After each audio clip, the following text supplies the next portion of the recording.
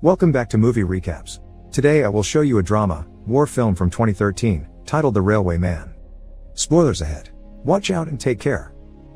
In England in 1980, former British officer and railway aficionado Eric Lomax is spending the afternoon in the Veterans Club, when his old friend Finley teases him for looking at old railway timetables again.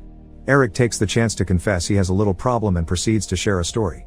Last Thursday, Eric took the train and ended up sitting with a beautiful woman called Patricia Wallace. The two of them hit it off quickly and chatted during the whole trip, so when Eric got off the train, he realized he was in love. Back in the present, the members of the club wonder if Eric will do anything about it. Remembering Patricia had shared the places she'd be visiting during her journey, Eric decides to rush to the train station and welcome her back before inviting her to have dinner at his house. While getting the meal ready, Patricia kisses Eric, and says she'll only do it again if he shaves his mustache, which he accepts.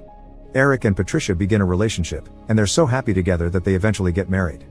On the wedding night, while Patricia is in the bathroom, Japanese officer Takashi Nagase enters their room and kidnaps Eric to take him back to an old prisoner camp so he can be tormented for information. However, this is a hallucination Eric is having because of the psychological trauma caused by his experience during the war.